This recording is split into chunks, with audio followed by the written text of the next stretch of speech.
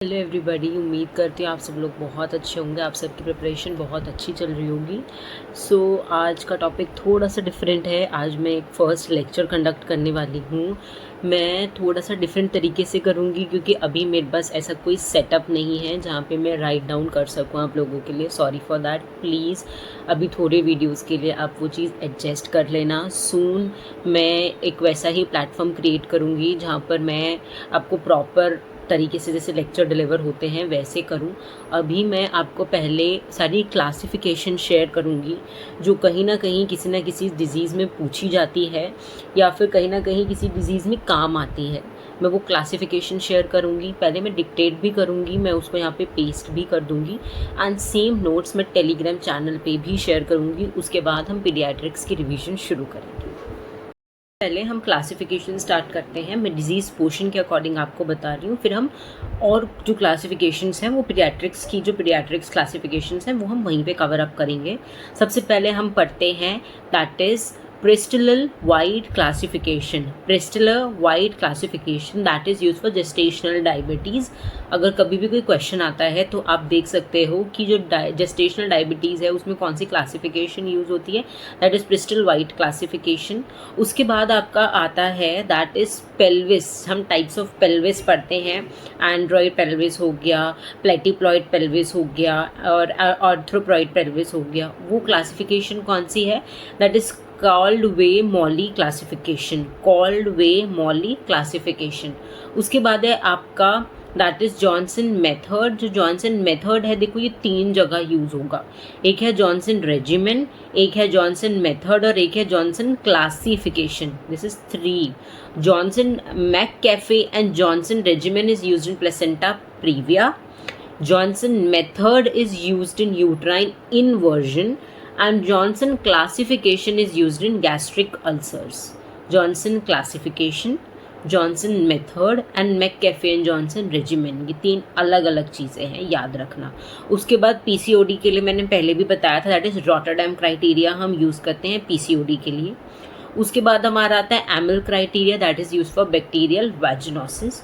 उसके बाद आता है utero cervical prolapse. Utero cervical prolapse, उसके लिए पॉप क्यू क्लासिफिकेशन।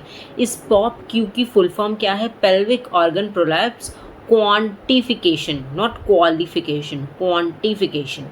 उसके बाद आता है हमारा बिजार रेजिमेन। जो हमारा बिजार रेजिमेन है बच्चे, रेजिमेन का मतलब होता है ट्रीटमेंट, कि क्या क्या उसमें ट्रीटमेंट फॉलो अप हो रहा है। तो वो किस में यूज़ होता है? वेरिकोसील में यूज़ होता है। उसके बाद है जॉनसन क्लासिफिकेशन, जो मैंने अभी बताई, गैस्ट्रिक अल्सर्स में यूज़ होती है।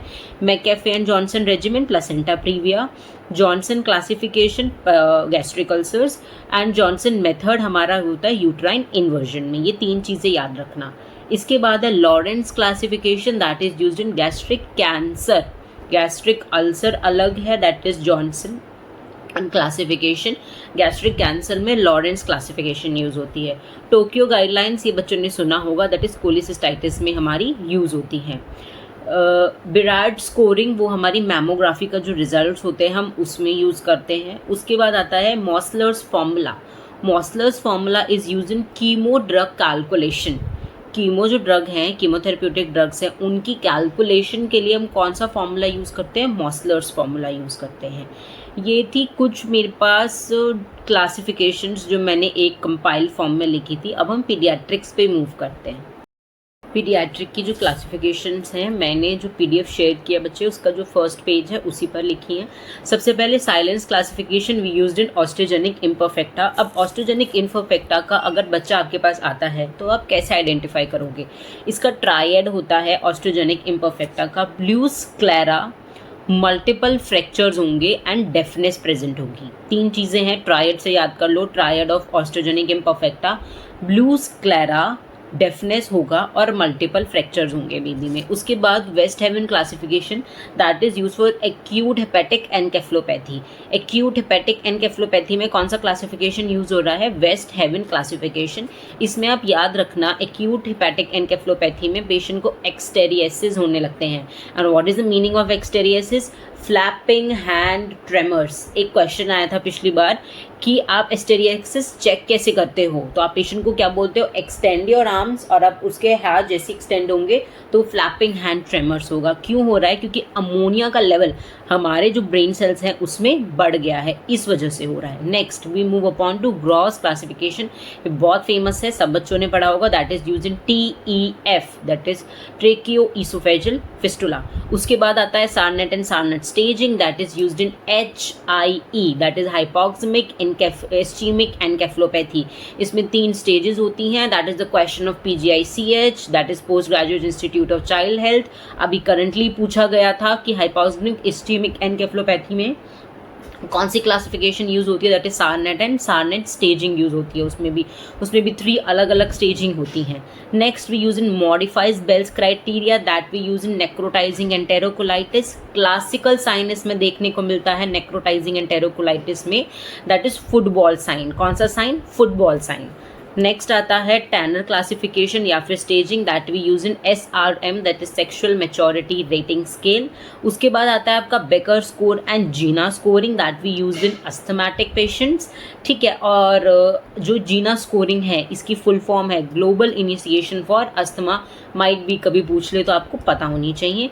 Modified Duke's criteria we used in infective endocarditis and modified Jones criteria we used in rheumatic fever. और कौन सा मिशन चल रहा है रोमैटिक फीवर के लिए, दैट इज जय विज्ञान मिशन मोड प्रोजेक्ट चल रहा है।